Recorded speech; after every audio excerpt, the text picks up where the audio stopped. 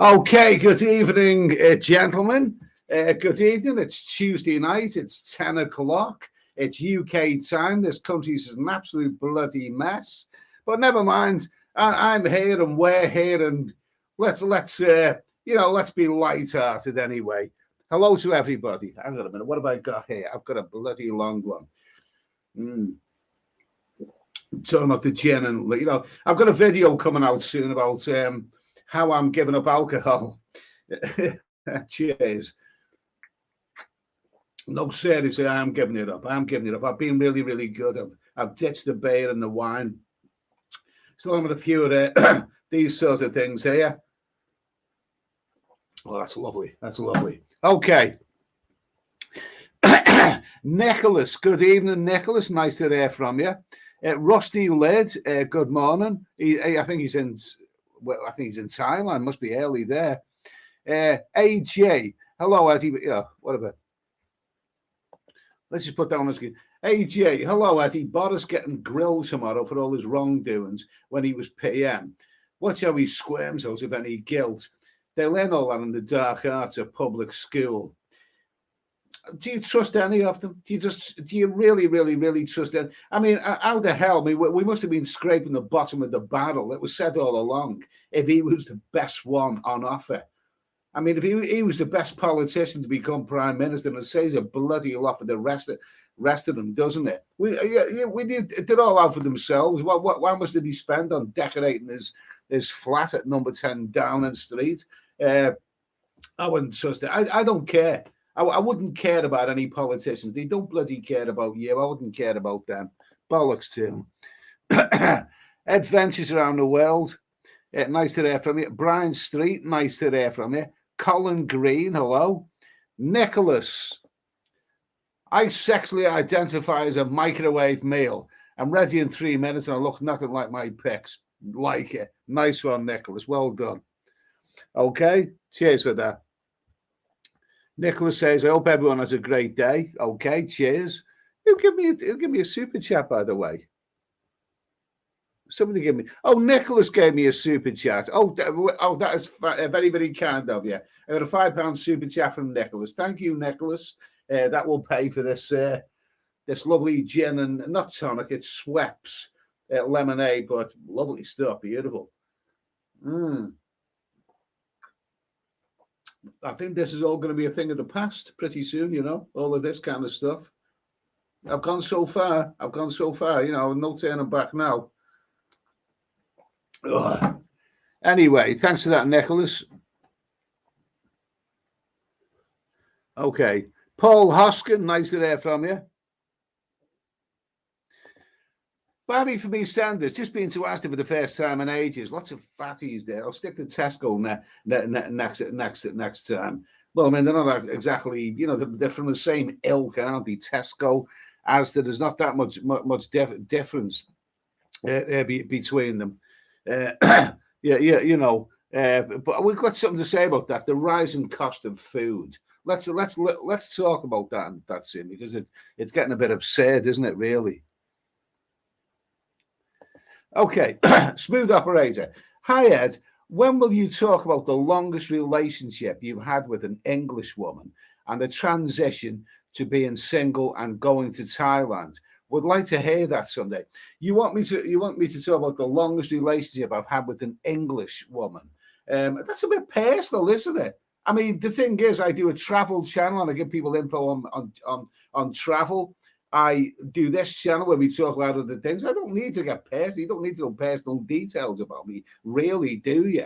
I mean, because if I was to put personal details about myself out there all the time, people would probably just say, this guy just likes talking about himself. Yeah, like as if the rest of us care. So I make videos which other people can relate to, and we talk about issues which are important to other people. It's not about me personally. But the transition of being single and going to Thailand, well, I know that's better. That's better. There could be something there. There could be something there. The transition of being single and going to Thailand. Okay, there could be something there. We'll work on that. Yours travels. Love to hear it. Good evening, you and you gang of degenerates. Nice to hear from you, yours. Hope all's well. Neil Fleet, Neil Fleet is is here. And nice to hear from you, Neil. Now, Neil likes to go to Gambia. Now, we know someone else who likes to go to Gambia. And that dirty, big, sweaty Lisa Dale. She likes to go to Gambia, and you know, and you know. But Neil Fleet really likes Gambia. He thinks it's a good place. Now, there's someone else who's like impersonating me in a way, who said he wants to come on and talk because he's never been to Thailand, but he just goes to Gambia and whatever. And if he wants to come on and send me a message or whatever, we'll sort that out. You know, still struggling to get guests. I mean, like, 250 Facebook friends, and only a couple of them mentioned that they would like to, whatever. It would be nice to have a few guests on there, but I think a lot of people are camera shy. I think really they are anyway. So we'll work on that. Bitman. Hi Ed. Even Ed, how's it hanging tonight? Cool, buddy. Delayed Dave. Nice to hear from you, Dave. Nice to hear from you. 90 minutes on the exercise bike. That's a bit vulgar, that, isn't it? Paul Hoskin, being a monk means that you're getting plenty. I think it means you can get it when you want it. Friday Dynamite, loving the videos, keep them coming. Okay, sure. Now, there will be, I have said this before, that on this channel, Steady Eddie Live, a channel can't really grow if it's purely doing live streams. You do need videos as well. You really do. You need to make some videos. So I have got some videos planned for this channel. I've got one coming out in the next few days. And, so that might be, you might find that interesting anyway. Mazza, Mazza, good evening, Eddie. I just actually gave you a thumbs down, but corrected with a thumbs up. Okay, thanks for that. Thumbs up, everybody. It helps push this live stream out there. You know, you press the thumbs up. Someone in YouTube might think, hey, this guy's interesting. Some people are actually interested. Yeah, someone in America where YouTube are based might think, this guy with the funny accent that we can't understand, and he uses obscure words like, rumpy pumpy and all this kind of stuff. Maybe there's some people who are actually interested, and they might just promote my video. You never know. Friday Dynamite, nice to hear from you. Matthew Cartwright, nice to hear from you. Club Fellas, Pink Knickers, okay. Paul Hoskin, good to see you in good spirits. I'm having a good spirit. It's called Gordon's. Let's see. Wayne Kerr, don't worry, China is in okay, yeah, something like that. Mike, good evening. Nicholas. Let's not talk about the Metropolitan Police. Now, is that because it's been on the news all the time? You don't want to talk about the Metropolitan Police. I mean, the fact is, I was actually intending to talk a little bit because it's just so overwhelming right now. I know that it's on the news an awful lot, but the police, the busies, have become a bit of a bloody shambles.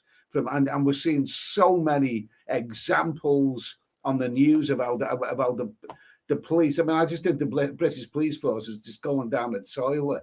I bet personally, and I think maybe if we want to talk about that, some people may want to talk about that. I mean, like I say, you can see this on all news programs and whatever. But the thing about those is that they don't give you an opportunity to voice your opinion. And I do. In the chat, you are welcome to say what you think. Really, Sean Harris, nice to hear from you. Chaz Brown.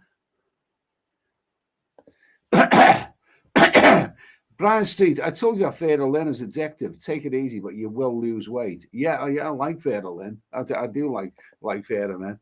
Yeah. Nice stuff. This nice glass of Vera Lynn here.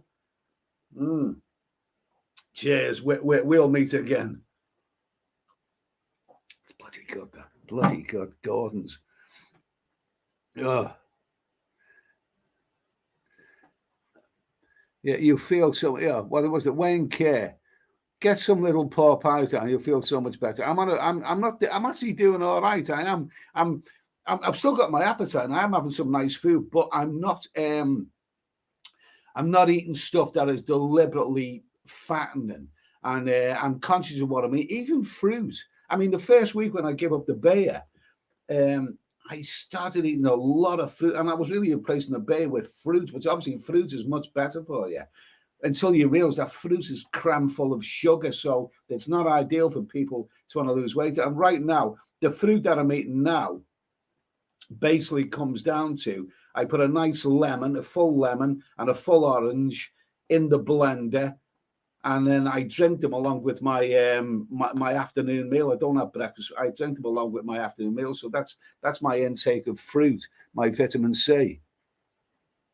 Ah, Tulip. I agree with you about politicians. Yeah, absolutely. They're all shower of bastards. Seamus Doherty, be no harm having a few beers on the weekend for yourself. Well, I've got a video coming out about this. It will be by this weekend. I will get that video out, and it will be on this channel. I don't normally make videos on this channel, but the other channel is a travel channel. But it's, basically, it's about alcoholism, basically. And, just my thoughts on it. So I will get that video out pretty soon.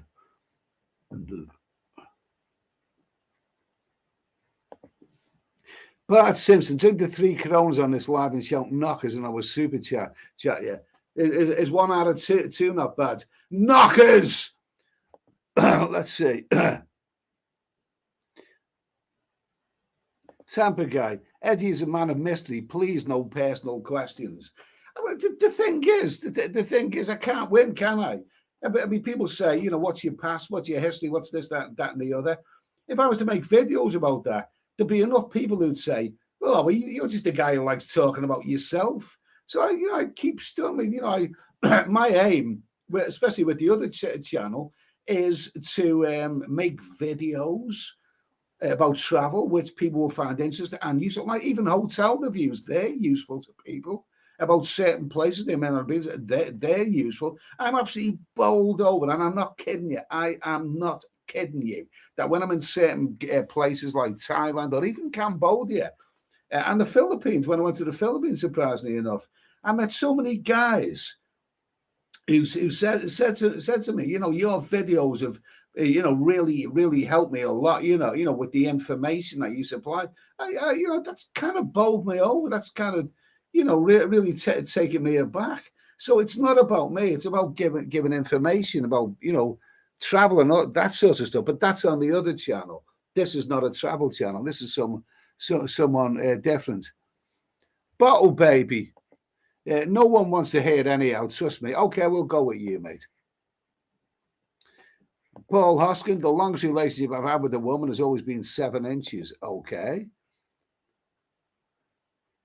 Ed Sweeney's 20-stone wife back in England. I like Gambia. I know you do, you dirty. Okay, let me see. Where are we? Sean Harris, Eddie, when you were a kid, you remember Corona pop bottles, getting money back in the. Oh yeah, well, what do you call Corona? We had the Alpine Man. The Alpine Man was a delivery. He used to come around in a cart, and the Alpine. I don't know where they were made. Really, it might have even been a local thing, but the Alpine was. There were all these different flavored lemonades, and the Alpine Man, when he come round in the lorry, it was great. It was terrific. It was terrific because all these different flavored lemonades. We loved those as kids. Whenever we were playing out in the street, you seen the Alpine Man coming in the lorry. Oh, brilliant! Yeah, whatever. Corona. I vaguely remember Corona. Yeah, I do recall that name somehow. Ah, Tulip. Good evening. Bart Simpson, Lisa just flattened some grass in her time. Great big walnut crushing 5s. Yeah, absolutely. Not forgetting a dirty, sweaty minge. Yeah, Nicholas. Remember people to hit the like button. It helps the channel. Thanks, guys. Okay, cheers, Nicholas. Cheers, Nicholas. London Cab, Thailand. Good evening, everyone. Hit the like button. Thank you for that. Life Utopia. Where else do you recommend other than Southeast Asia for travels? I fancy somewhere new, maybe Dominican Republic. Well, I've never been to Dominican Republic because I've seen a video there and all the women have big fat bums. I didn't really find it very appealing. But if you want to travel, go check that place out behind me. If it's not necessarily for the women, but if you want travel, if you want amazing landscapes and a fantastic culture and a big landscape, then go try South America. I spent 6 months traveling around South America. Peru was one of the most well-known tourist places there. I climbed Machu Picchu. I believe it was either Christmas Day or Boxing Day. I think it was actually Christmas Day about 12 years ago that I actually climbed Machu Picchu. And it was a wonderful experience. And Machu Picchu, you see this famous postcard image. This is not a postcard. I took that photograph, along with many others. But if you look around, what you don't realize is that there's a lot of other, rainforested mountains around there. And it's a wonderful environment. I mean, Peru's a wonderful country. Bolivia is magnificent. That is a real colorful, rainbow-colored mountains, psychedelic, cultural classic, raw edge classic. Bolivia's magnificent. Argentina, not too keen. Brazil, magnificent. Don't let anyone tell you that Brazil is not the greatest country in South America. It's wonderful, absolutely wonderful. And also Colombia and Ecuador, they're all well worth a visit. So, try South America. It depends what you're into. If you just want the women, then maybe some other places. But if you want landscapes and travel, and try South America. I spent 6 months traveling around South America, and I treasure the memories. Let me see now. Okay, here we go. Let me see now. Okay, here we go. McLaren F1 race.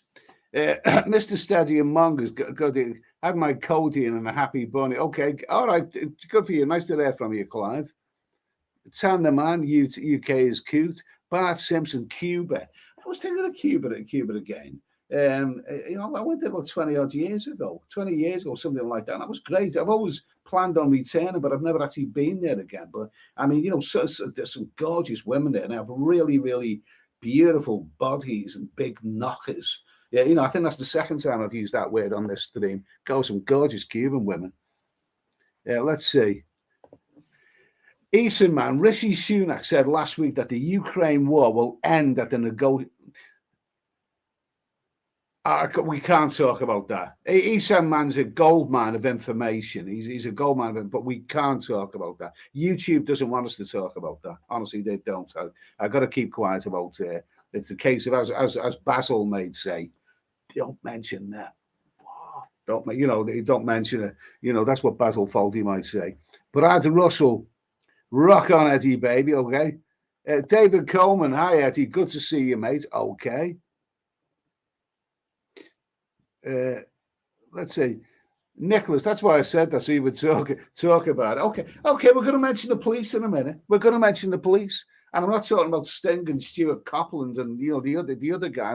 I'm talking about the bezies, the absolute bezies, because it's all in the news now. It's all in the news, and we've got to mention it sooner or later. There's things to say. There's things to say about the police. Let's see. Yeah, let me see. Yeah, Bottle Baby. Bobbies on bicycles won't stay in their bike lane. Your Savills was on the gin and diet lemonade last night, so nothing tonight. I have a few of these every night, but believe me, I've made a big progression, a whopping big progression, ditching the beer and the wine, really. Okay, here we go. Okay, so let's just have a little look at this. Yeah, Bintman, are you planning on doing any exercise? I think I remember you getting into walking last year before you went to Thailand. Well, I've been back here precisely 2 weeks. And believe me, the one achievement is ditching the beer. That's the one achievement that I've had. Exercise will come later. It will come. But right now, I can feel myself tightening up because, I was well over 1,000 calories a day in beer. Probably something like 10,000 calories a week is actually gone out of my diet. So, you know, I'm feeling lighter now without it. I am. I done a half an hour on the exercise bike today. I asked my 20-stone wife what her favorite musical instrument was at school, and she said the lunch bell. Like it. AJ, how can you do Bernie Winters? For those who remember Bernie Winters, you know, one half of the worst comedy duo of the 1970s on TV. A bloody Snobbit was more likable than him. Snobbit was funnier than him.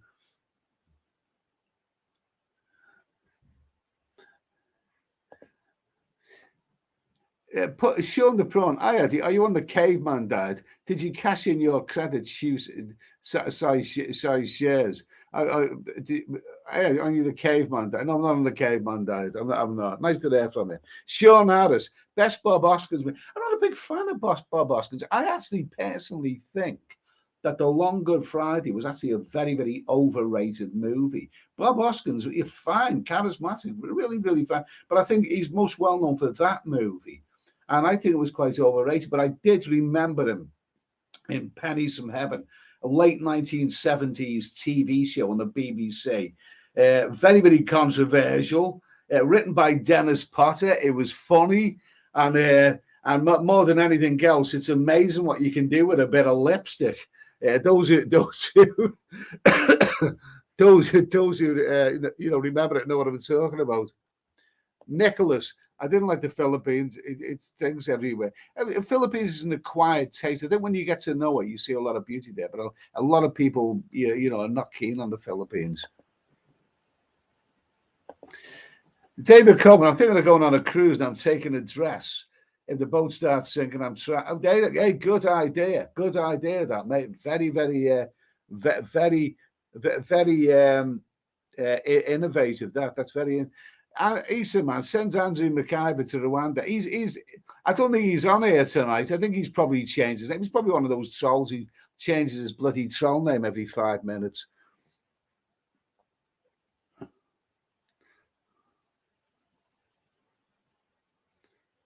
You mongoose. Oh, bollocks to Andrew McIver. Bollocks to him. He's a knobhead. Okay, repair shop. Smash cultural Marxism. Yeah, who's this now? Bazooki. Alpine Depot was an old Swan, Liverpool, where I live. Got caught by the busies. Got caught by the busies robbing pop. You did, or they did. Oh, really? Yeah, but I do remember the Alpine, man, and then he just disappeared all of a sudden. Hard Tulip. Eddie was there. There was a late 70s car called an Alpine as well. My dad used to drive. Yeah, that was a Sunbeam Alpine, wasn't it? They had a Sunbeam Alpine. Yeah, I do remember. Chaz Brown, I remember the Alpine lorry where nice drinks and money back on the bottle. Yeah, absolutely. I remember that well. Paul Hoskin, unwashed and sweaty. We'll go and get in that bloody shower, mate. Okay, let's see. Okay. Let's see, David Coleman, Cuba, but it's going to be hard now. The people are suffering. I mean, Cuba was always a controversial country, wasn't it, for many, many years? But then all of a sudden, I mean, I remember going to Cuba about 20 years ago, and people said, "Oh, you can't go there; it's dangerous." And I said, "Well, that's not what I had." And I thought it was a wonderful. I was only there for about 3 weeks, but I thought it was a wonderful country.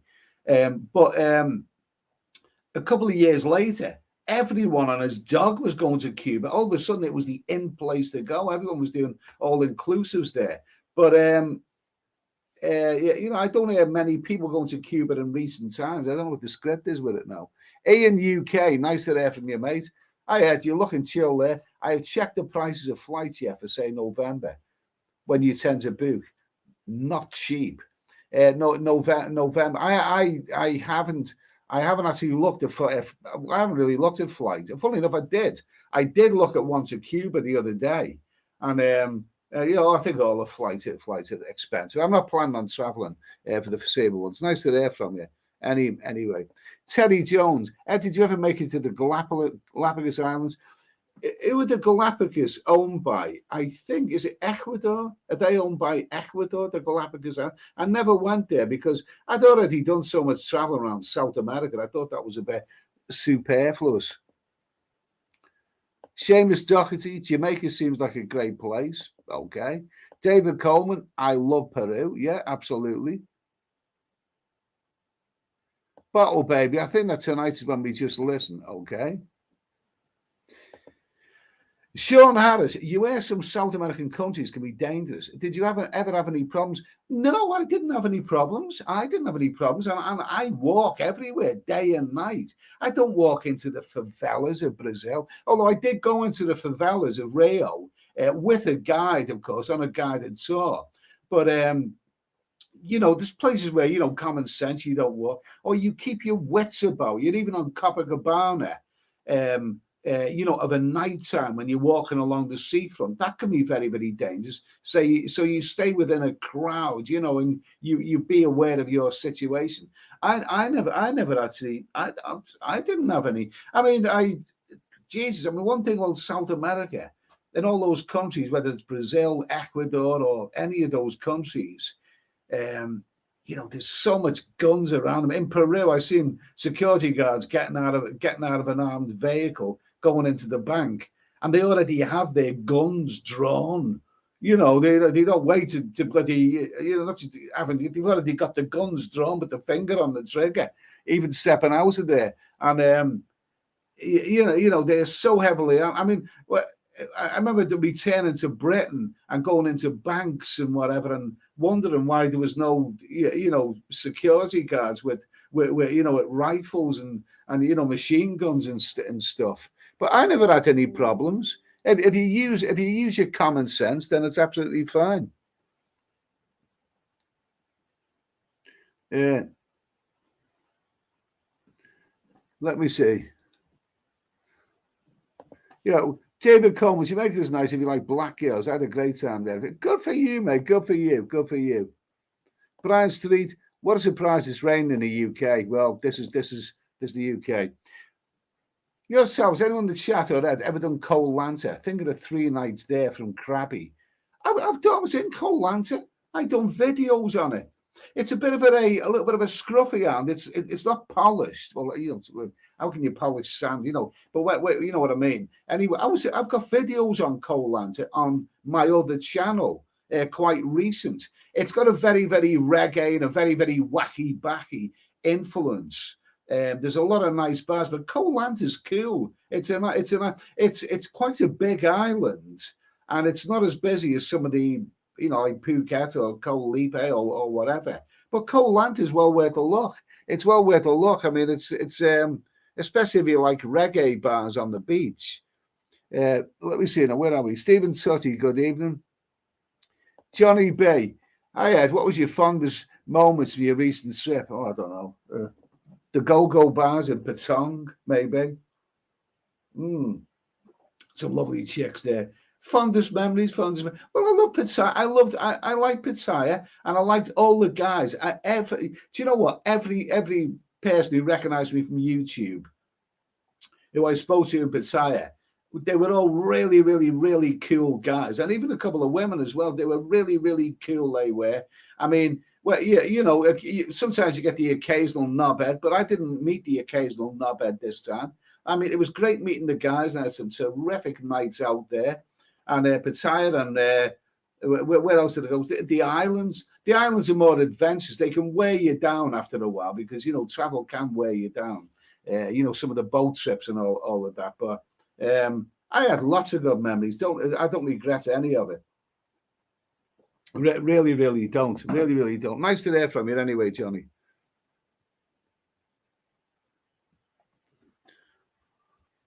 Let's see.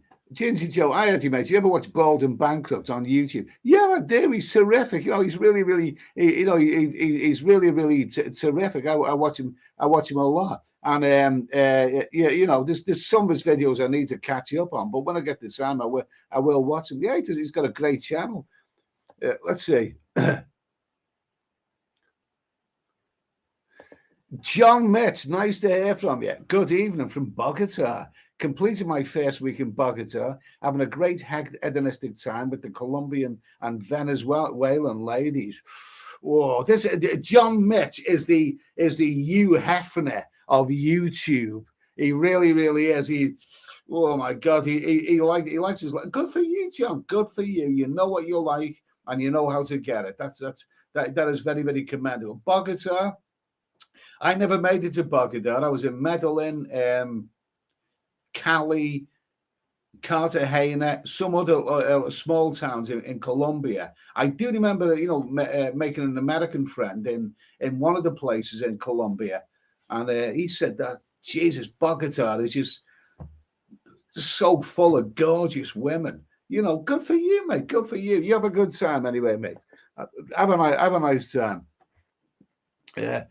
Let's see. Yours, Tulip, the island. David Coleman, not much we can do about the police. We need them. End of story. Yeah, we do need it. We do need the police. We do need, but we just wish that they were bloody better. I mean, you're in Canada. It's just the controversy on the British news. Awful.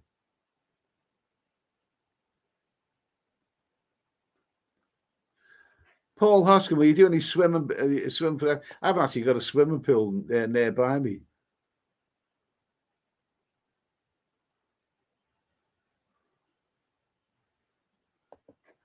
Let's see.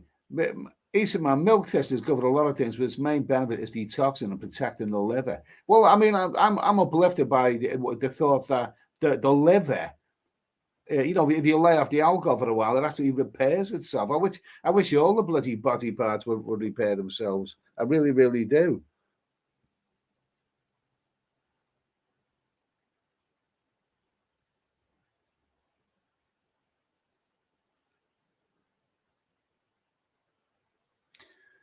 Yeah, let's see.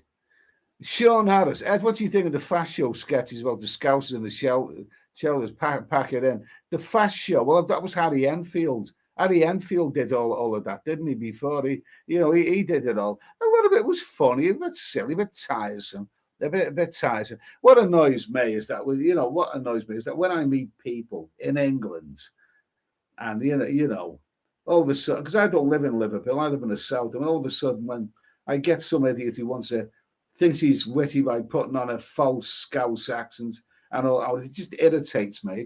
It just irritates me, to be honest with you.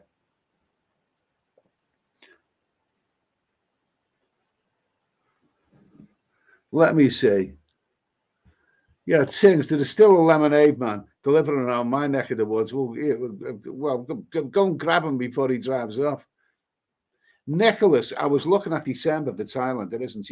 Well, December's top month, isn't it? Because that's Christmas holidays, and that's when a lot of people, converge on the place. I mean, I heard that last Christmas it was like a bloody, it was like a sausage fest in Pattaya. I wasn't there. I was in Cambodia at the time.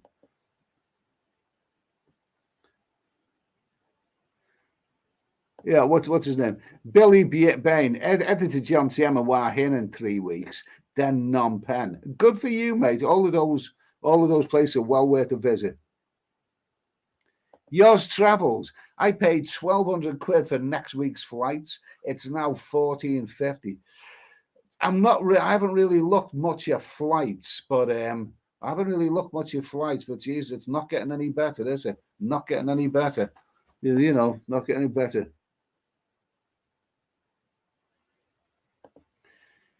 London Cab Thailand. I've got a police officer living near me. We had a little fallout, and he said to me, "Do you want to bring my work home?"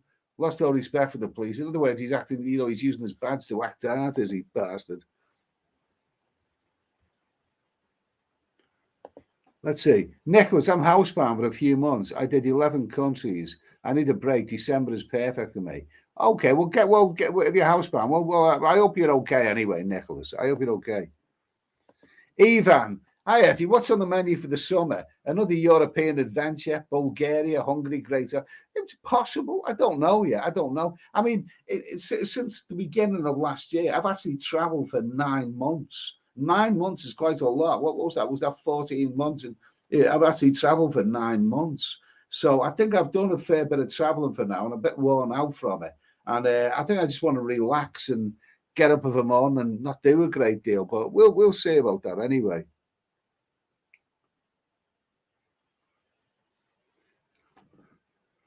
Let me see now.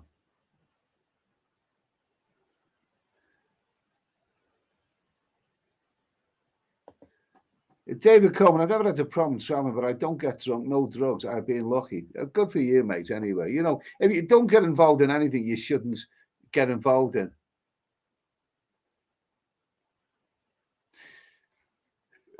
The Dutch Farang. Eddie, can you make a review about the boat between Pattaya and Samui? I didn't do that. I didn't do it. I worked my way down to Samui from other islands like Koh Phangan. And then I eventually, when I left Samui, I flew to Bangkok and then took the bus to Pattaya. So I never actually done that one.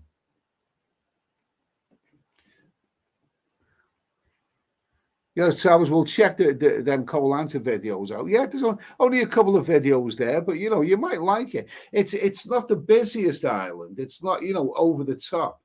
Yeah, you know, like, you know, maybe you know, you would expect from some other islands. But if you like a chilled out destination with reggae bars and all that sorts of stuff, you might like it. David Coleman, I was a bit worried when I sent to Egypt 30. I went to Egypt 30 years ago, but that's different. It's terrorism. Do you know what? That was one country. You know, which when I was a kid, I was said that's one country I want to go to, Egypt. Maybe because I liked, you know, scripture lessons in school, and I've seen images of the pyramids. I thought I've got to see that. That looks absolutely magical. And I actually sent away for my visa. I was about to book a flight. I posted off for my visa for Egypt, Christmas time, just before Christmas, around 1997. And my plan was to go to Luxor, and I posted off, you know, for my visa, my passport, and then I switched on the news, and the sound was down on the TV, and I thought, I seen the symbol of Luxor behind the news feed. I thought, oh, there's Luxor. I'm going there. I'm going to book my flight soon. My visa's in the post. And I switched the volume up and heard that about 40 odd people had been massacred in the temple of Luxor, and they'd cancelled all the flights. And I thought, well, on second thoughts, I'm not going there, am I? And then the following day, my bloody visa arrived in the post. So I got a visa for Egypt stamped on my passport, and I've never made it there since. I thought I'd give that one a miss.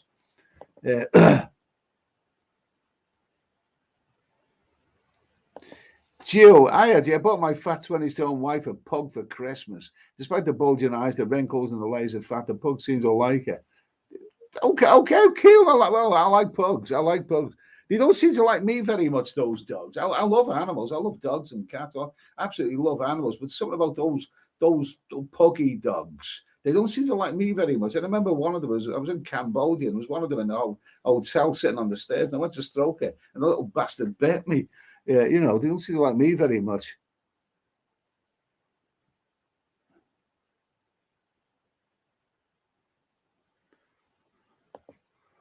Paul Hoskin with the bar girls. Sometimes you get a taste of sausage, okay? Hard tulip. Etty, why didn't you order the driver of that fast boat you were on to slow down? That ride was a big health and safety risk. Would not be allowed in the UK. What am I going to do, man? Am I going to shout to the driver, slow down, you knobhead? Am I going to do that? Am I going to do that? Maybe if he stops the boat in the middle of the Andaman Sea, is he going to say, you can get off here if you want, mate? You know, in the middle of the sea. You know, I don't think that's realistic somehow. Let's see.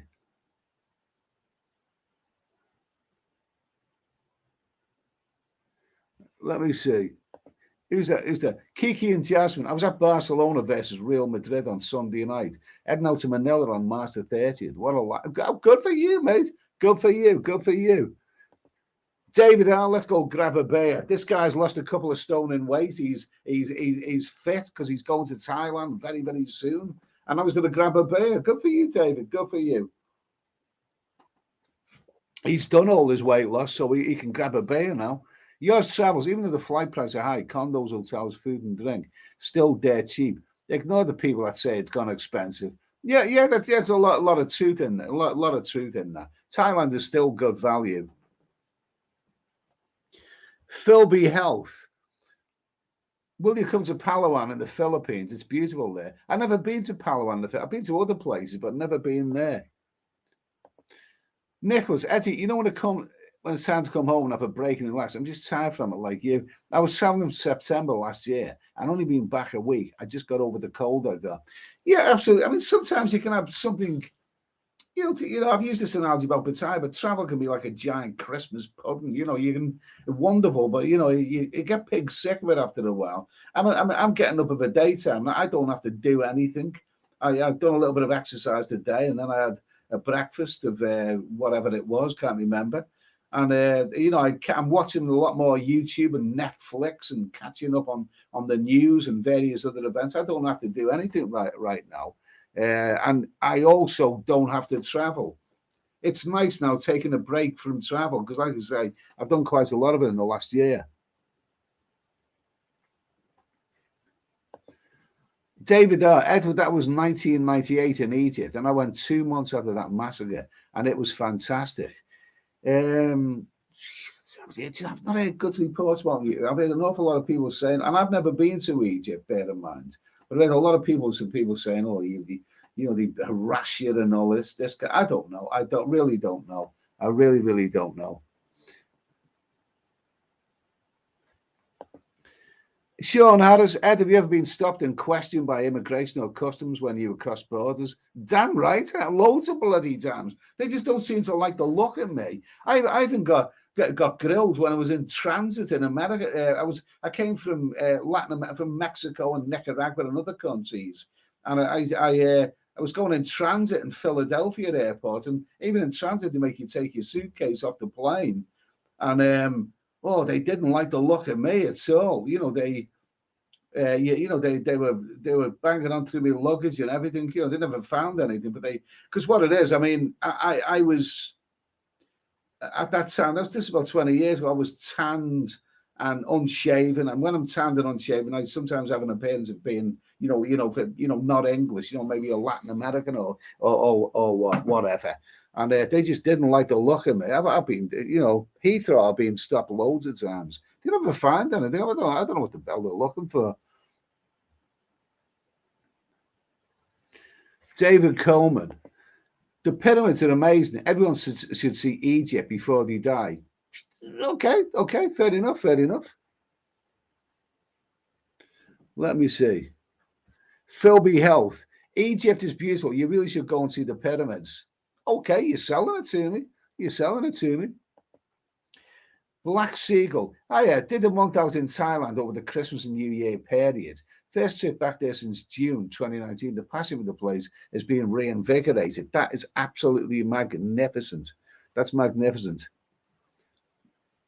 David can't wait for the first massage in Pattaya. Good for you, mate. Good luck to you.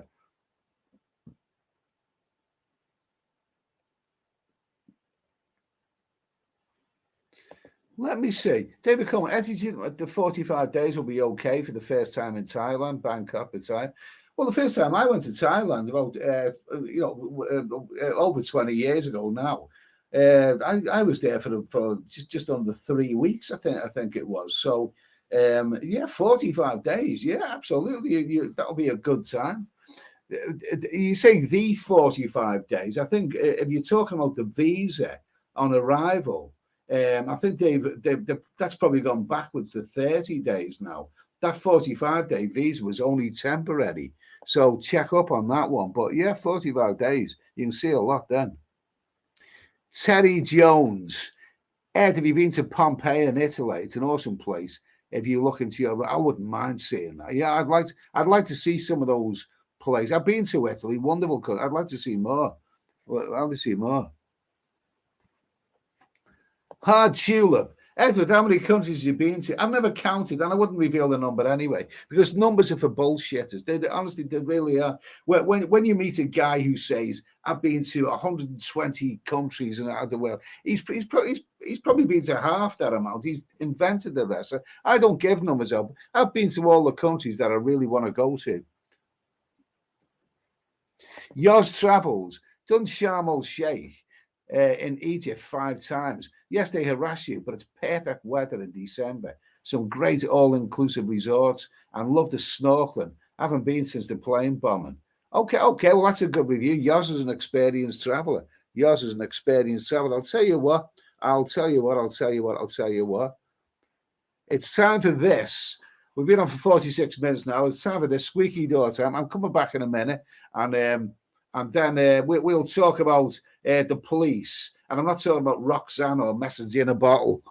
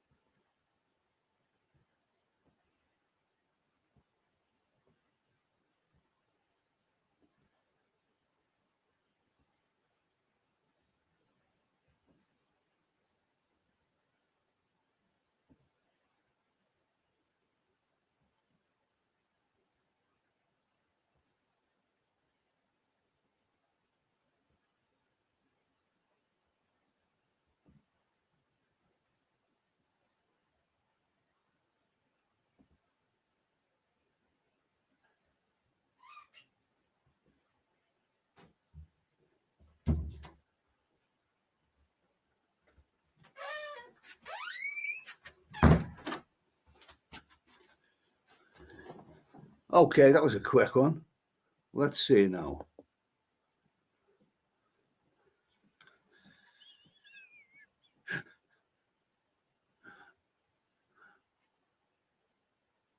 Let's see. Wanderer says, I got stopped in strip service at Gatwick about 25 years ago, so I've been to Thailand 3 times in a year. It's a bit humiliating getting strip shares. I've never had that. David Coleman, I got to see him when I came back from I was rag looking, no shave. Okay.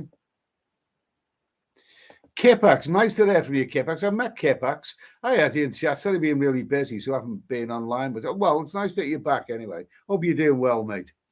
Tinks, I must have been in the wrong place in Egypt. I thought it was a dirty, smelly hole with shit food and drinks. Okay. Some reviews are better than others.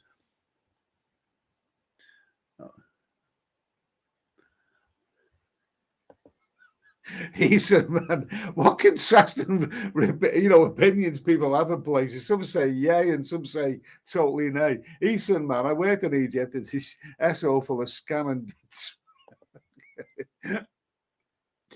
Phil Beheld. Ed, did you get arrested? No. Okay, let's see. Okay, let's see. David Coleman. Oh, I didn't know the visa went back to 30 days. Thanks. It was only ever temporary, that Thai visa, for 45 days. And he said that he was going to ditch it by the end of March. So whenever you're going, I think, you better check on that one. David, I'm with you, Ed. I prefer to take care of business in the afternoon. Then anything that happens at night is a bonus. I think he's talking about love in the afternoon. Oh, yeah, I do like a bit of love in the afternoon. Who's this? Tony Solo. Cardo is polluted. If you go see the pyramids with the garden leave, then go to Bergada, Luxor or Sharm el Sheikh, air is cleaner and it's more laid back on those areas. Okay. Yoz says he was staying at the Savoy Hotel in Egypt. It was amazing. Okay, that sounds good by me. Okay, so let's talk about a current issue. It's always in the bloody news nowadays. Let me have a little drink of this. Oh, lovely stuff. Beautiful. Gordon's alive. If you don't understand that one. Okay, anyway, let's see now. Okay, where is this? We've done that one. We've done that one. Let's see. Okay, there we go. So let's see. Okay, so let's see. How can I phrase this?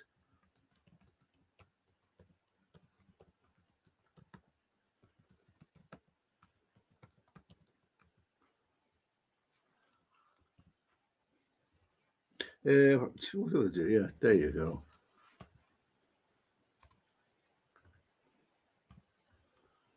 There you go. I think I got that one right. Okay. Okay, so you know we wouldn't be a proper discussion channel if we didn't mention it. Okay, it's always in the news, more so today than ever. It's the busies. Okay, it's the busies, the Rosses. You know, I think some people like to call them. We call them the busies where I come from. Right now, the police, the police force. Let me just tell you personally, in my life, I've only ever had 2 encounters with the police. Only 2 encounters. I've got no criminal record whatsoever. Never had a criminal record. 2 encounters with the police. And what was I going to say? Yeah, two encounters with the police in my life. And both of those encounters were related. I'm not saying, I won't say motoring offences. They were related to motoring issues. They were related to motoring issues, not offences, because I didn't commit any offence. But they were both times. One of them was many years ago. Another one was a couple of years ago, when they were both related to motoring issues. Okay, and in both cases, I didn't have a good impression of the police. I really didn't have a good impression. I didn't like the way that I was treated as someone who's been a clean living, law-abiding citizen all my life, hard-working, law-abiding citizen. I didn't have a good impression of the police. My impression of the police is that they're really like bloody double glazing salesmen.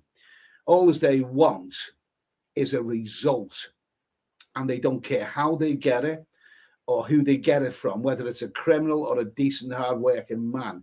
Like a double glazing salesman. A double glazing salesman will come along with a nice suit and a nice, cheerful, friendly smile. And yet we all know that a double glazing salesman would rob his grandmother in order to get a result. And it just seems to me that the police are the same. They don't care about it. They just want a result. I don't know. Did they have to make a monthly quota or something? You know, they don't get. And it just seems to me, my encounters with the police, is that they'll lie, cheat, intimidate. They'll do anything they can to get a result.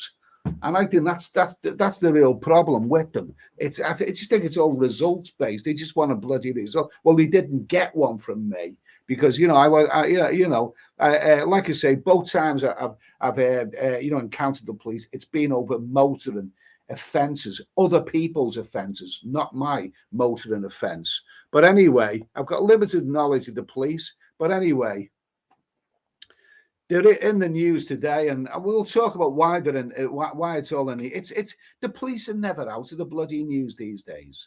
The police are never ever out of the news. And the question that I have to ask is, has the UK police force turned to shit? Because that's the way it's looking. That's the bloody way it's looking to me now. Go and switch on the news and you'll see exactly what I mean. Okay, the comments. Let's see. Where are we? Okay. Terry Jones, the filth. The real Dutch Farang, it's the sound of the police. Whoop, whoop, whoop. Yeah, that's right. If there's real criminals out of there, to hell with them. But if someone like tips over a bloody curb, or with a spit on a curb, they'll arrest you. David Coleman, I do not like the police, but not much you can do. They are pricks. Oh, they get some whopping pension funds, don't they? They look after the police. They're well paid. They get pension funds. Do they deserve it?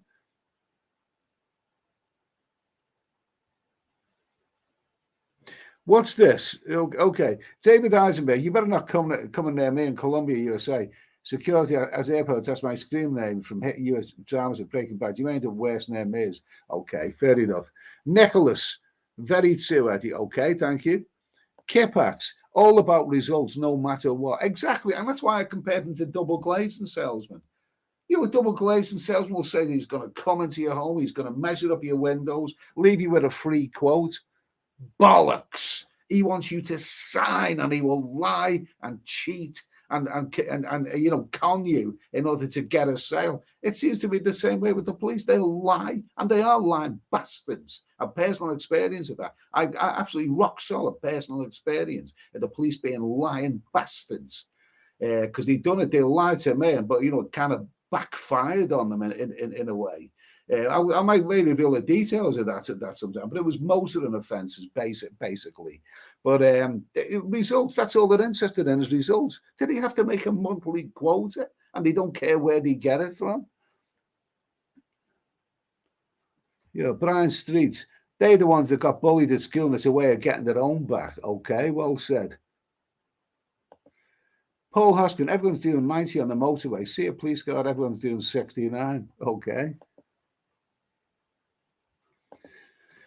Capo 17, internal affairs at the Met are going to be busy. It's like the 70s again. I can hear Jack Reagan saying, I hate Ben Coppers. Well, listen, this was the case in the 1970s when I was growing up, and into the 1980s as well. There was always controversy about the police. The police intimidating people, arresting people and beating people up in prison cells and all of this kind of stuff. And then I think there was so much controversy. There was a documentary in the 1980s, I believe. I think it was the late 1980s, or it might have even been in the early 90s. And it was terrible stuff about a fly on the wall about a police station. And I think, as I recall, one episode of this documentary showed a policeman being sacked. This police officer being sacked, and it's sort of, people might have thought sympathy for him. It was only, but then it showed the way he interrogated a rape victim, and he basically, gave this rape victim, a hard time, a really, really hard time, and then nobody had any sympathy for him then. I mean, now recently, let me just quote a few things that have been on the news about the police, a few incidents. One of them, this lady, and she was on the news today, bloody heartbreaking.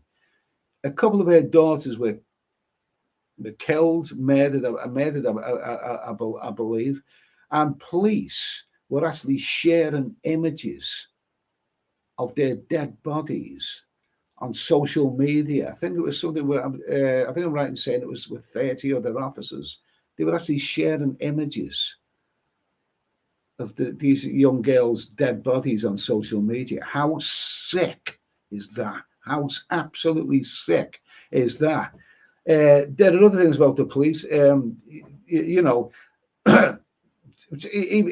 was an officer, a female officer, who was on camera in the police station saying that she just strip searched a girl, and she was giggling, or I think she was hairy. Now, an awful lot of these female officers seem to me, I've encountered a few of them, they give me the impression of they bat for the other side. I mean, I wonder how women feel when they're being strip searched and by a female officer who clearly bats for the other side. I mean the police chief of commissioner of London, who was resigned in acrimonious circumstances, she batted for the other side, and what was her name? Cressida Dick. I mean, her partner's called Helen. Apparently Helen loves Dick.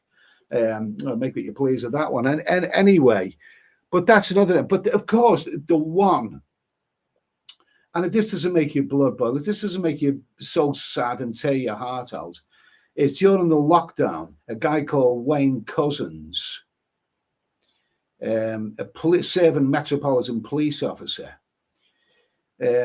enticed a woman called Sarah Everard into his car because she was out walking. She was out during the lockdown when he said she shouldn't have been out. And he enticed her into his car and he raped and murdered her. And he was a serving police officer. Apparently there's thousands of bloody police officers who haven't been vetted properly. There's police officers who are exposing themselves Even before all the current controversy, I go back about 5 or 6 years. Where I lived, there was a police officer. He was struck off the force because he was exposing himself while he was on duty. How did these people ever get through the net? How did if you have a responsible job with the public, you have to have a CRB check, a DBS, whatever they call it. I've had one. I've had a CRB check. I've currently got one now. A criminal, which proves that I'm very, very clean of character and I can do any job. I can do any job. I've got a CRB or DBS. I think they changed the name. I can do any job that I want because I'm clean of character. These bloody police who are exposing themselves and murdering and raping, how the hell did he get through the net? The whole police force has become a shambles. Anyway, Seamus Doherty. The police should remember that it's the citizens that pay their wage. Let's see. Kippo Macmax. I go watching Man City home and away, and the police treat us like criminals everywhere we go. Yeah, humongous. So vid of 2 5-foot female officers struggling to restrain a 60-year-old man. A member of the public had to get involved. Now it was quite pathetic. Bart Simpson. Strippers usually dress as policewomen. Strippers are probably more honourable people. Mizuki. There's a lot of Ben coppers out there. Seamus and Doherty, well, I see them dancing in gay pride parade. Well, I'll be buggered if it goes to one of them. Kipax. In my old house, I had a break-in whilst at work. Told me to wait until the morning so they could get someone around. My front door was hanging off. Front door, absolutely, they're bloody useless. I mean, if I got burgled or I got mugged or robbed, I'd call the police because that's what you do. But I wouldn't expect bloody miracles. They're absolutely useless. They're absolutely useless. And one of the things and it's been on the news a number of times, is that with regards to and I hate saying this word, it's the R word, the sexual, it's the R word. I hate saying the word. But women who are hard, you know what I mean? I just don't want to say that word too often because it's probably not YouTube friendly. But it says that they may as well not bloody bother reporting it because nothing ever gets done about it. It's sick. Brian Street, all the old billionaires ask you questions because they don't do no answers. And that's another thing. The police told me to get out of my car when I was supposedly involved in an accident, right? And a policewoman said to me the words as I got out, you have the right to remain silent. Anything you say will be taken down and used as evidence against you. Okay. So after saying you have the right to remain silent, what do the police then do? They then start asking you loads of questions to get you talking. Whatever happens to you have the right. Oh, it's all me ass. It's all me ass. It is. Tulip, Eddie, the police are in it for themselves like politicians. Absolutely. Paul Hoskin, I don't want to be in handcuffs unless it's in a hotel room with a bar girl. Okay. Liam Doherty, hello. Phil B. Held, I got speeding seconds and refused to pay them.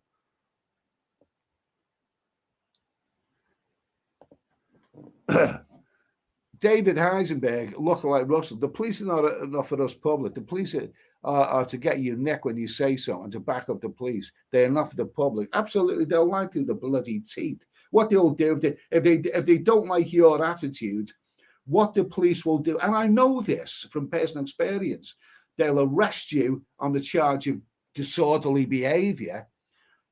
And if you plead not guilty because you're not guilty, they'll then make up a pack of bloody lies. They'll make up a pack of lies to get a conviction. The police will do that. They are lying, cheating bastards, just like a double glazing salesman is. Kipax, they'll make you feel like you've done wrong when you report a crime. David Coleman, never talk to the police, just say no answer. Absolutely. Rusty Led, as someone with a criminal justice background, remember that at all times police are seeking a reason to charge you, even if you're just a witness to something. This comes down to the significant key word, doesn't it? Result. Result, result, result. That's all they're interested in. They don't care if the person is innocent, guilty, whether he's a career criminal or a decent, hard-working man. All they want is a result. They're thinking of a result, and they're ultimately thinking of their high salaries and their pension funds. And they do have some whopping big pension funds. Charles Brown, British police force are too busy driving about in rainbow cars, PC correct, or dancing diversity in the street, ignoring real crime. Absolutely. London cab, Thailand. Bring back Dirty Harry. Well, you said it. You said it. You said it. You said it. Okay. You said it. You said it. You said it. Let me see. Let me see. Yeah, let's see. You said it.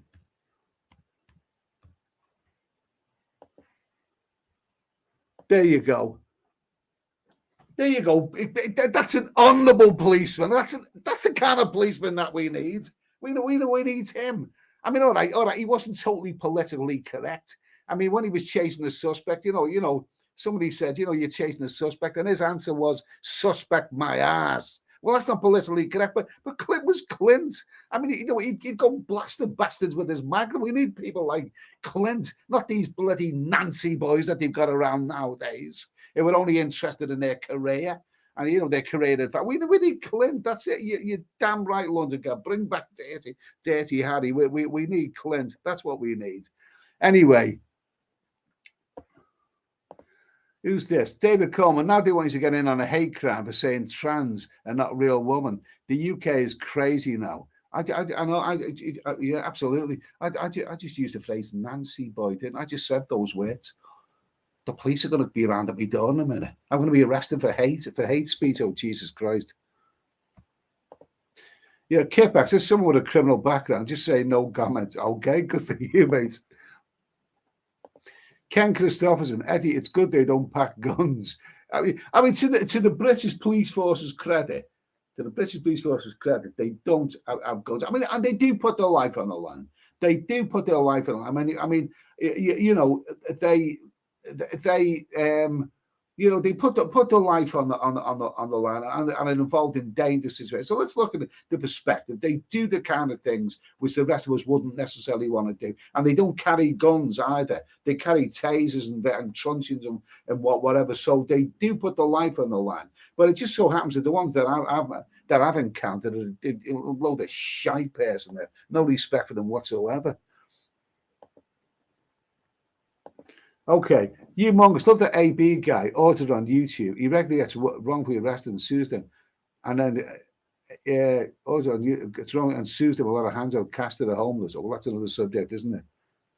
Matthew Cartwright, look how they covered up the grooming gangs. Well, are you sure it was them that did that, or was it politicians or councillors or mayors or was it them? I mean, I don't want to get into that, but obviously that's absolutely dreadful. That's absolutely dreadful. Hard tulip, Eddie, a policeman lied to me. Never. The police don't bloody lie, do they? He said I was being arrested for drunk and disorderly, and I wasn't. He lied on his arrest report as well. Totally lying. I was drunk and polite. Yeah, that's it. They try and intimidate you.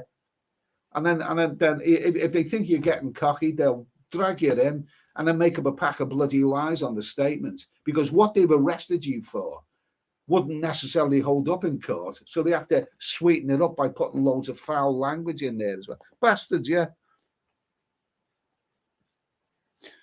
Let's see. Yoz Travels. Yes, they had a WhatsApp group sending pictures. What kind of sick bastards would send images? Whether you're a policeman or what kind of sick bastard would send in images of dead young girls to your colleague? Oh, what sick bastards.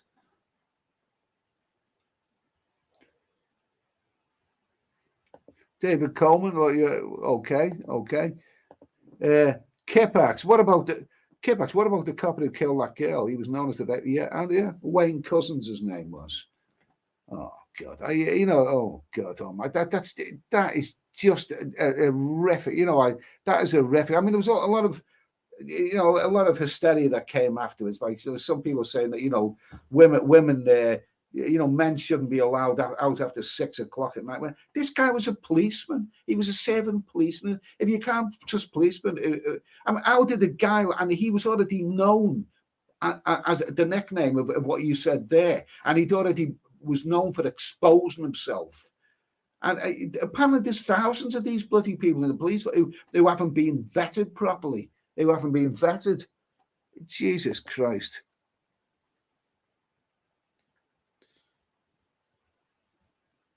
Oh, well. David Coleman. It's dreadful. It's absolutely dreadful. Absolutely dreadful. The Fonz. Drunk police officer ran over John Lennon's mother. Was it real? Was that really? Was that true? I did hear something about that. I don't know. It was a police officer. Nice to hear from you, Fonz, anyway.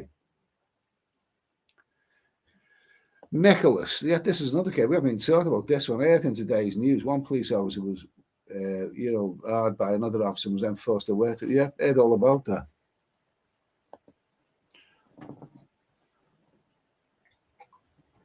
He said, man, I had to get a police clearance certificate. I was shocked to find my drunken disorderly conviction in 1975 was a criminal offence, but so long ago was not active and so not on the. Yeah, I mean, certain things are spent. I mean, 1975, if you were a young man then, I mean, we were all young once. Young ones. But let me tell you that years ago, the police nabbed me under the charge of drunken disorderly, which I wasn't really. But then they made them a pack of lies on a bloody statement. Adding all kinds of 4-letter words, which I hadn't said. They sweetened it up and just made it sound much worse than it was. And they were shocked when I pleaded not guilty to it. I pleaded not guilty, and I got off with it. Because they thought nobody bloody pleads not guilty, and I pleaded not guilty to it. So they did, because they would have had to go into court and commit the crime of perjury. I was prepared to go into court and tell the truth. They would have had to go into court and commit perjury, and there's a long stories of that. I may tell you that once, but lying bastards, lying cheating bastards. Okay. David Coleman, why did he not get Jack the Ripper back in 1988? Well, the Yorkshire Ripper, he took too long to get in, didn't he? Took too long to get in. Z Bow, in America, they lowered the hiring standards for police in order to get a more diverse force. Really?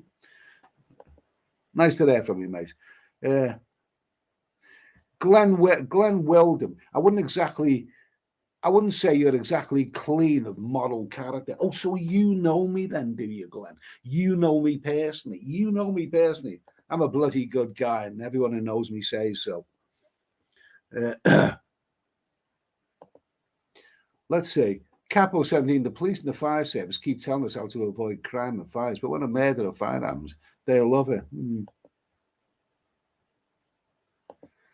But Eastern man, police women are like the union, are too old to be threatened. A lot of them are a little. Do you see glamorous policemen? A lot of them are out there. It just looks to me like a lot of them bat for the other side. It seems to be a bit of a culture. Let's see. I mean, what was that? In the police station, this police woman, she was caught on camera giggling. Oh, she was really, really hairy when a strip started. I tried not to look. Giggle. And to me, that's abuse, that is. That a woman should that's abuse, that is. Strip searching.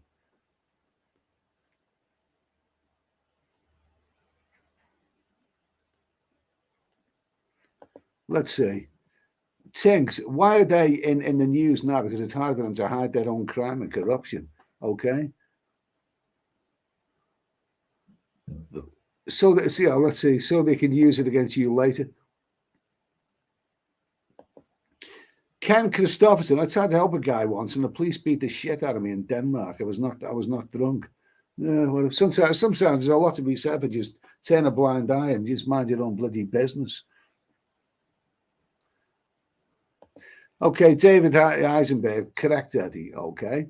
Kipak, some homeless person had a knife in the building that I live in. Rang the police and told me to check if he's still. Rang the police and told me to check if he's still in the building. You know, it's a crazy bloody world, isn't it? Yours travels. Eddie, did a double glazing salesman rip you off in the past? I know a bit about double glazing salesmen. Let's just put it that way. Bastards, cheating bastards. Let's see. David Coleman, talking about the police is depressing. I just never talked to them. Police women in Peru are so beautiful. I had a few drinks with one of them. All you think about is beautiful women, David. It's not necessarily a bad thing, is it? Yeah, Paul Hoskin, he's another one. Some beautiful Thai police women, okay. David Eisenberg, best thing with the police is to ignore them and do not talk to them as they do not like that. Yeah, bollocks to them.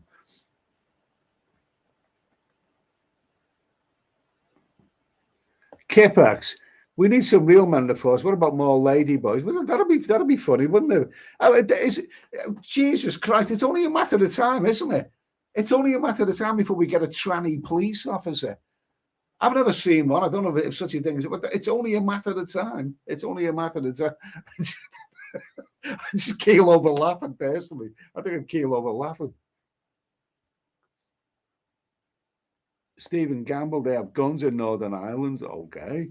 Bintman, we need Charles Bronson from Death Wish. He would clean this mess up. Apparently, Charles Bronson's getting released from prison soon. You know, the other Charles Bronson. I hope he doesn't come and bloody live next door to me. Yours travels. The Thai police pulled me over a few times and tried to find me. Then I would show them my international driving license, and they always looked angry. Well, because they didn't get a result. Absolutely. I think that's one of the problems. I never drive, or I don't even use a motorbike. I don't even ride a motorbike when I'm in other countries because driving offences, it just, you know, that's where you're most likely to have altercations with the police, really.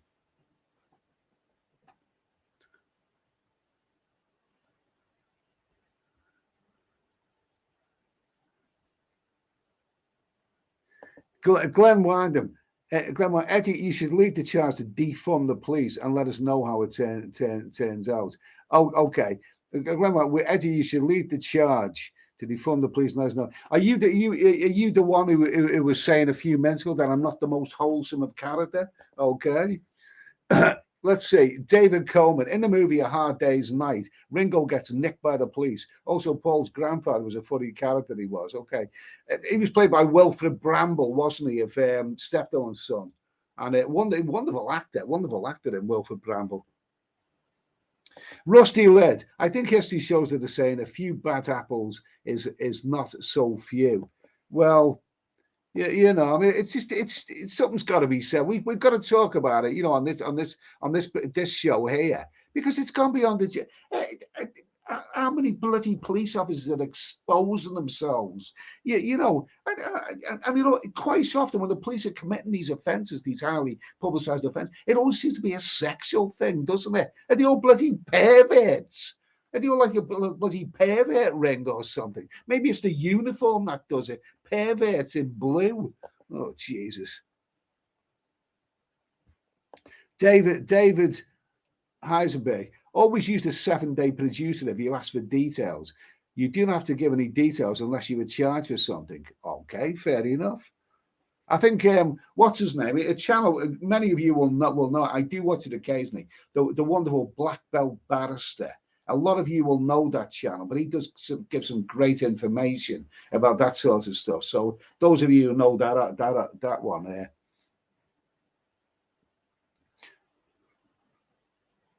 Let's see. David Coleman, not much difference between a criminal and a police officer. Okay. Yeah, bloody agree with that.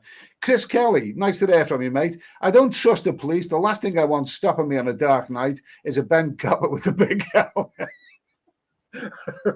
Lisa Dale, a pity Lisa Dale would have. She likes big helmets. Lisa Dale goes to Gambia. That's why she goes there. Yeah, you know. Nice to hear from you. Bazuki, Eddie, back in the 1970s, I was on a corporate emergency call out to a school in Anfield. In the back of the schoolyard was a cop and a lady cop having away in the car. Well, they were the good old days, weren't they? At least they were bloody, at least it's consenting adults. Consenting adults is all right. That's all right. No problem with that. Kipak's Eddie's front door is going in later. Yeah, it wouldn't surprise me. Well, they're probably watching this, the bastards. They're probably somebody's probably alerted them. There's this scouser who's on YouTube slacking down the police. Yeah, they're probably alerted at this very, very moment. Assholes. Let's see, Life Utopia. I find the police in developing countries worse than the UK, always looking to scam you for money and bribes. Yeah, absolutely. It is. It seems to be in developing countries. It seems to be the police are corrupt. They want money and they want, they want money and it's all corrupt. Whereas in England, they're all bloody sex perverts. That's what honestly, when you look at the news, all the controversy, about 90% of it is bloody sexual issues exposing themselves while they're on duty. Oh, Jesus. Ugh. Let's see. Glenn, well, I'm just kidding, Eddie. Chill out. AJ, Eddie only caught the Yorkshire Ripper by accident. How did he catch him? He was driving a lorry. I don't know about Jesus, the bloody Yorkshire Ripper. Yorkshire, what a nasty bet. There's another thing that we want to talk about one of these days anyway, about that. Kipax, don't be nasty. Give me hugs and cuddles to me in Thailand. I met Kipax, he's a cool guy. I met him in Thailand. David Coleman. I watched the documentary on the Yorkshire Ripper. Oh my God, that was terrible. That was terrible. Absolutely. Oh, yeah. Absolutely. Well, he was a terrible person. He was knocking around. But one of the things, admittedly, some evil bastard in Sunderland, I believe it was, threw them for many years, didn't he? Because he produced a video. It's not a cassette recording with his Sunderland accent. Saying I'm Jack, I'm the one you're looking for, or something like that. And all of a sudden, a lot of the attention from the police hunt for the Ripper got sent to Sunderland because they thought that was genuine, and it drew them away. It drew them away. I think that bastard was caught eventually, and I think he was put in prison as well. Evil. Phil Beheld, Thailand police aren't any saints either. Humongous. Look at cases in America, West Memphis. 3 teenage lads, nearly 20 years in prison. They just want someone to frame. UK police look great in comparison. Ken Christopherson, did they ever get Jack the Ripper? Jack the Ripper. Yeah, they caught him. He's dead now. He's dead. He got put in, what was it, Broadmoor? He got put in there with Ronnie Cray and people like that, and he's dead now anyway. Brian Street, Thai policewomen in them tight uniforms are quite nice. Okay, I'll give you that one. Skeeter Pace, Scout Lives Matter, defund the police. Honestly, there's so many bloody crimes now. Somebody was telling me the other day that if you fill up your car at a petrol station and then drive off, it's not a criminal record anymore. They just haven't got the time. I mean, the police have paid all this money, and they haven't got time to sort out crimes, real crime. They're useless. I mean, if I got robbed or mugged or whatever, the first thing to do is call the police. But I wouldn't expect miracles, because they're bloody useless for the most part. And not just, to be fair, it's not just the police that are the problem. It's the courts. It's the law that is, the law is an ass. I know of a case many years ago when this guy, this bloody psychopathic guy was, where was I living at the time? I think I was living in Bournemouth at the time, many years ago. And he was already up for rape. The police wanted him put inside because he was a danger to the public. But the Crown prosecution wanted him to be put inside as well. but there was a loophole in the law which allowed them to go free, and the police knew about him. And then he was already up for this offence, sexual offence, in for the penny, in for the pound. He attacked 2 other women, and he ended up being put in prison for the rest of his life, really.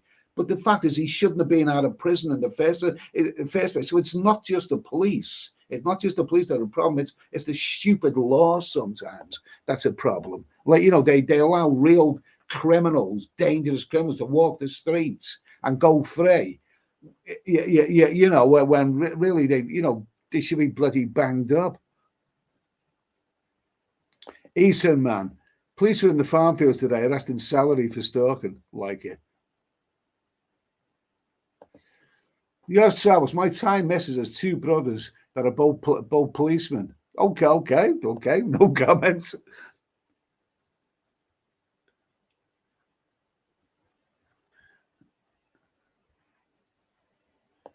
Let's see. Kipax, Brian Street, I would love to shack one. Okay. Bazuki, went out with a Thai police girl from Kolkata. She was hot. Okay, fair enough. We're getting a bit sexual now, aren't we? David Coleman, the ladyboys in Thailand going to the army. Don't forget, a ladyboy is a bloke. If ever you look at the identity card of a ladyboy, that's going to show you a picture of a man. So, yeah, absolutely. Capo 17, Yorkshire Ripper was interviewed 9 times on one occasion. He had the work boots on that they had cast from it and a serial number.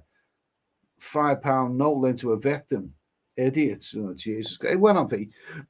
That went on for years, didn't it? Years, 6, 7 years, something like that. He murdered on record about 13 women, but it's believed he may have murdered a lot more than that.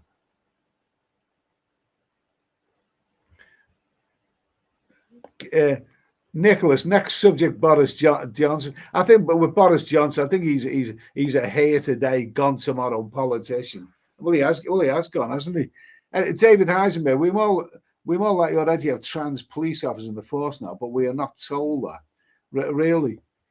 Honest to God.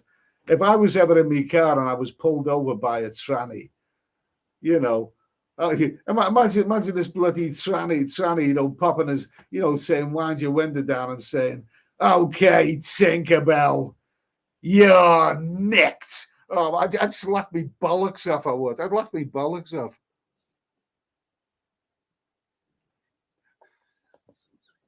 He's a man. Toilets were stolen from the police station. Police spokesperson said they got nothing to go on. Like it. Tampa guy. Okay. 99.9% of police are decent. There's a few bad apples in every profession. Okay. Except I tend to have met the bad apples, funnily enough. Let's see. In Thailand till I died, a policeman lied, then I got caught stealing 2 sweets from Woolworth Pick and Mix.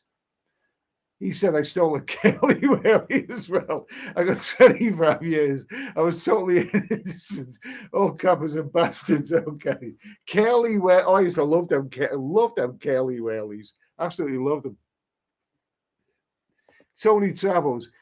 Lay off the police. There are many a dodgy taxi driver or 2 in the country. I think quite a few of them are in Rotherham, aren't they?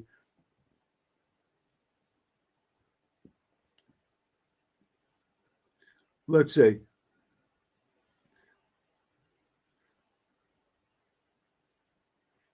Let me see. Okay. Bazuki, coppers bringing WD-40 of your squeaky door, charge you with extreme noise. Okay. Who's this? Tink says, I don't know anyone that would recommend their children to join the police. I don't know. I mean, maybe parents would say, why not join the police force? It's easy. You can get away with lying through your bloody teeth. You get a good salary. You get to stand around a lot. You get to harass people, and you retire with a whopping big pension. I'd say, you know, it sounds like a bloody good job to me.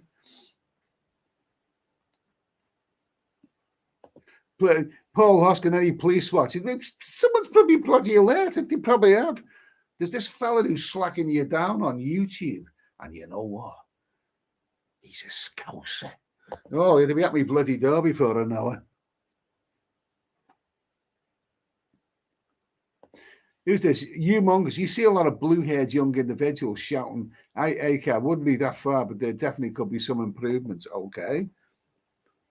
How am I doing with my gin? Okay. Fat Boy said, where is Sunderland? It's up north somewhere, near Newcastle. Never been there.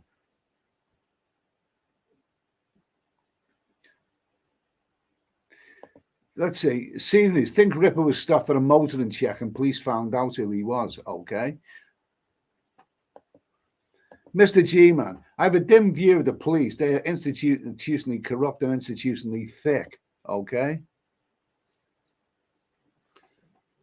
So anyway, we're going to go on. We've said it. We've said our police, but I mean, the question is: has the UK police force turned to shit? It definitely needs something. But what is significant? I think some people mention other countries, corruption amongst the police force. No, what the problem with our police force? It seems to be predominantly sexual offences that they're committing.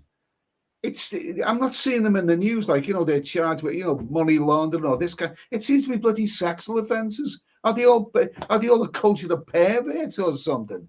It seems to be, sexual offences. Let's see, Nicholas. The only thing the police had done right was Partygate. Okay. Mr. Chairman, they had overpaid, stupid, and get to retire at 55 on full pension. Many are only in the force to pick up their pay and their gold-plated pensions. Yeah, I'd agree with that. Sorry, but I've got my limited encounters with police is that they are lying bastards. That's my not good experience.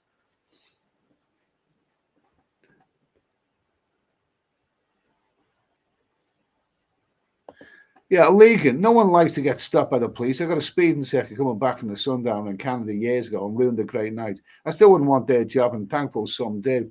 I drove for years. I got a speeding. I got points on my license a few years ago, and pissed me off. Or whatever. But I don't know. I mean, admittedly, the place where I got caught by the copper holding the camera. That was a place where not long before there, a motorcyclist had been killed in a crash and all that. So I'm not saying it was anyone else's fault. It was my fault. Let's see. David Coleman, the cop at Yorkshire Ripper. The cop that cut Yorkshire because it was paid on a deck lobby on. Okay. Kipax, can you say tranny now? We just have.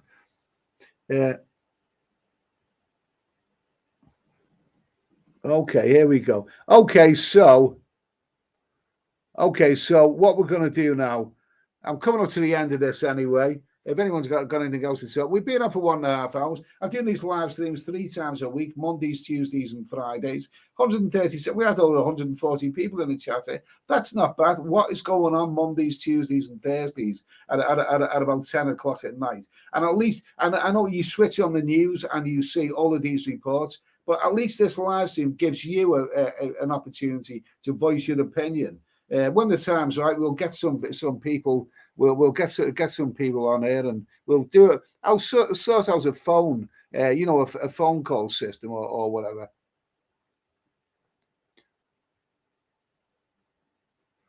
Let's see. Okay. Capo 70. Okay.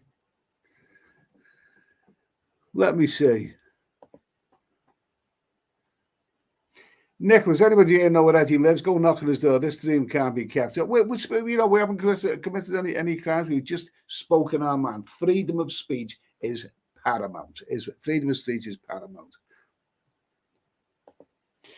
David Coleman, the laws in Canada are too weak. This is being changed. That God. Okay. Fred Mays, in the USA, it is totally legal for a police officer to lie to a suspect. Would he fucking do that? Did he do that here, mate? Did he do that here? The problem is, what it's always been assumed, is that the judges, the magistrates, think that the police are good as gold. And that's the problem. That is the bloody problem. Mr. G-Man, give Ed a like. Okay, give us a like anyway. Ginger Joe, good chat again, Eddie. Okay, so Kipax, but thanks for playing along. Okay, cheers.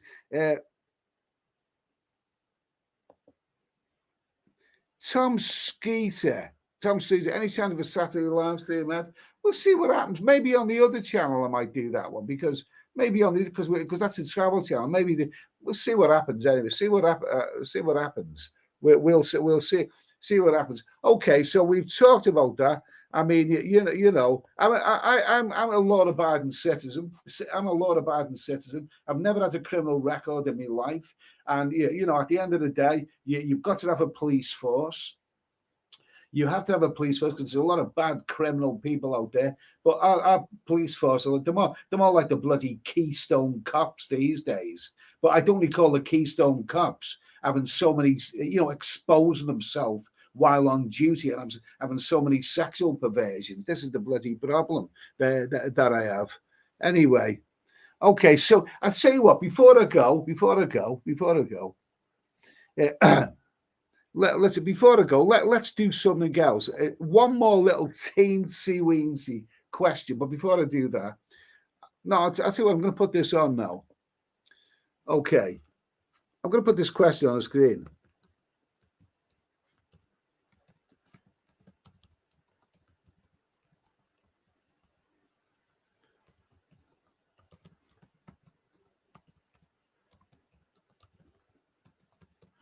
Okay, here's a question. I'll tell you why I'm putting this question on anyway. Just a little bit of fun, this one anyway. I'm going to get a gin.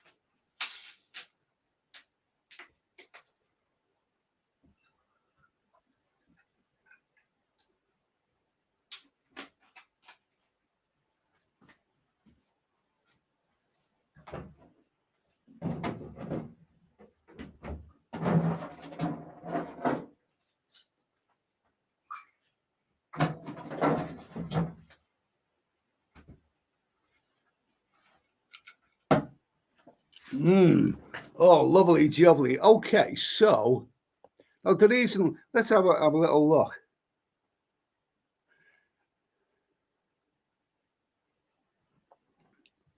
Yeah, okay, so answer to that question. Is anybody really happy which country they live in?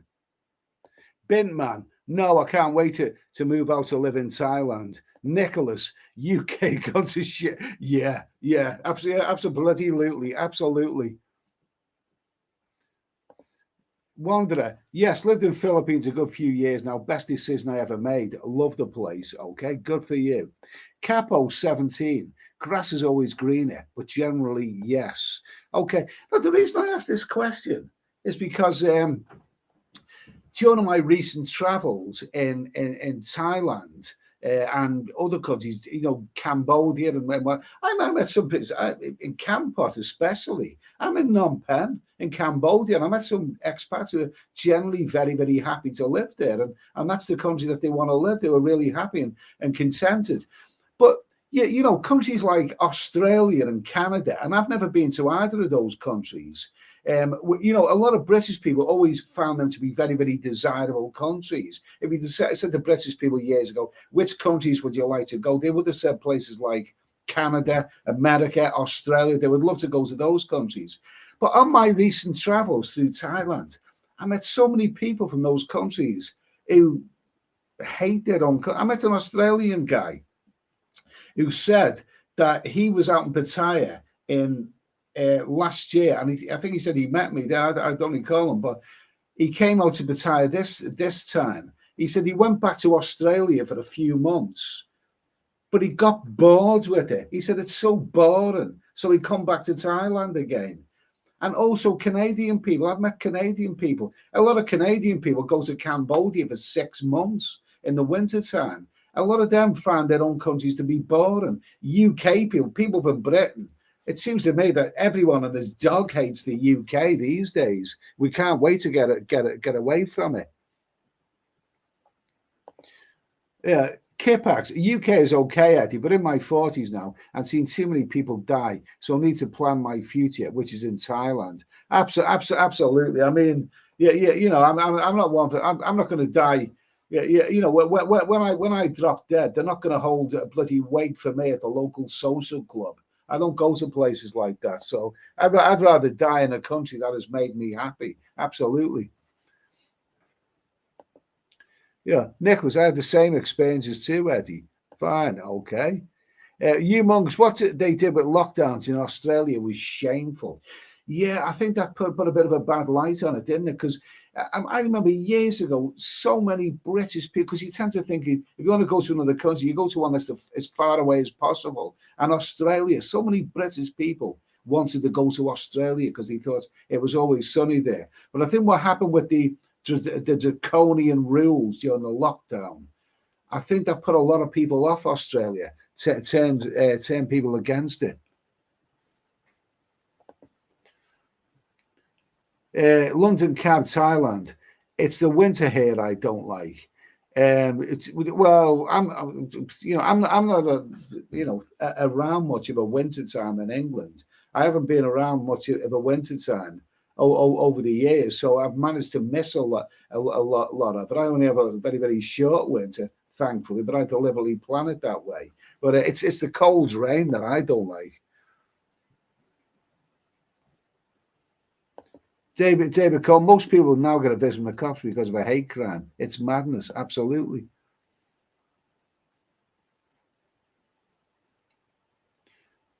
I know someone, I mentioned that, David Cole. I know someone who was at a petrol station filling up his car. And a few years ago, he's filling up his car a few years ago, and he got into an altercation with an ethnic minority. And they got into a bit of a slanging match. And this white guy shouted a racist comment at the person, okay, a common racist comment. And the next bloody thing, the police turned up at his door, accused him of a hate crime. Oh, God almighty. Jesus, these are the coppers who are exposing themselves to people while they're on duty.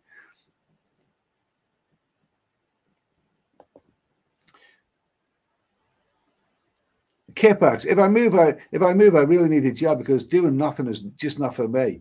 Not sure if I could last on the money I have in Thailand. Too much minja on offer.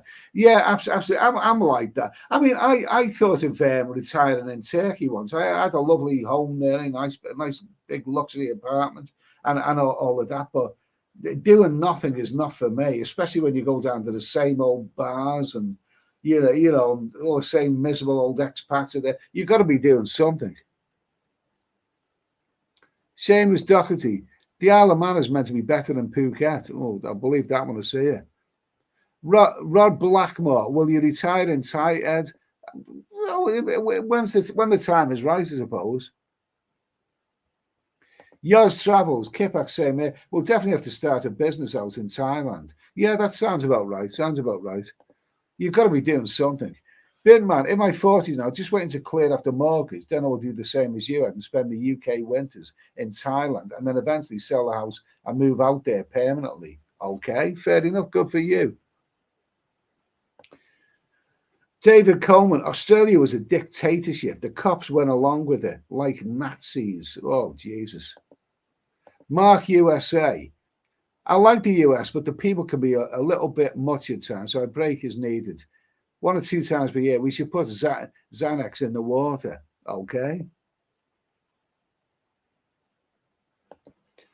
Oh. I have a 3-bedroom house with 5,500 square foot of garden in the Bulgarian countryside, all paid for, which I want to go, as in 9 and a bit years' time. I retired in 67. The UK is shite. Okay, good for you, mate. Good for you. Good for you.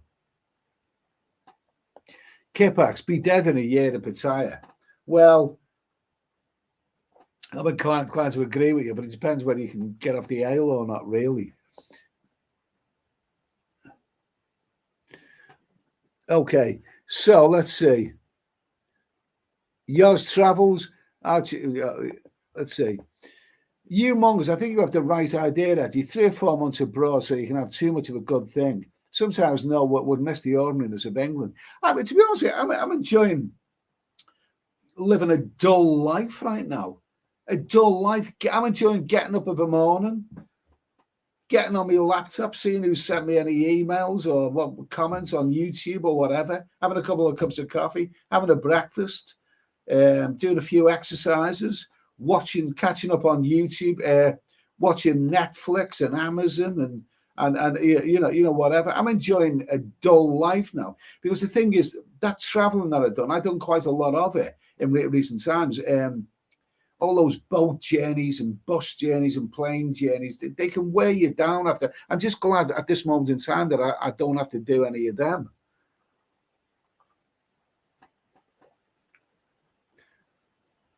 David Coleman. Canada has problems, but really is a great country. I'm so happy I was born here. We are free. Okay, good, yeah, good for you, Devin. Good for you. Good for you, David. Good for you. I'd like to see Canada. As you can see from behind, that's Peru. I like landscapes, big dramatic landscapes. So I'd like to see Canada for that reason. I really, really would. Tinks, the seasonal adjustment disorder syndrome is a truth. Yeah, I hate rain. I get depressed in the rain.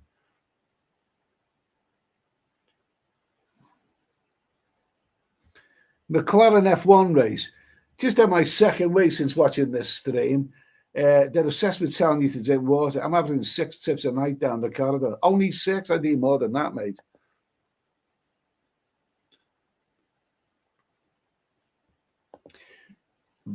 David Cole, my dad left Liverpool and moved to Canada. Yeah, thank God I've never been back to the UK. Sorry, it is crap. Good for them and good for you. Scousers are a very nomadic race of people. I think Paul McCartney said that. He said you can go anywhere in the world and you'll always meet Scousers. It's probably true.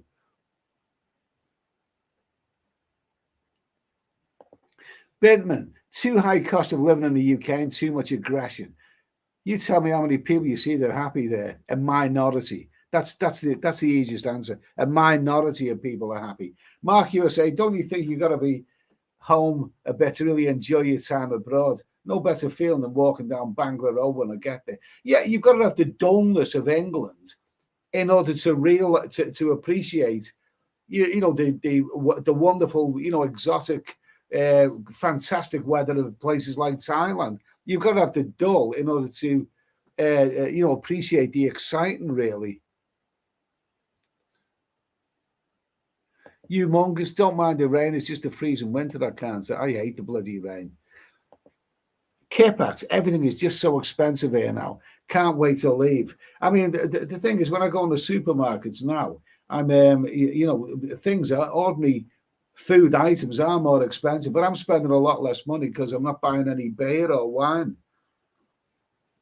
Still buying the gin and the rum. Anyway, I'm gonna finish this now. We've been on for 1 hour and 50 minutes.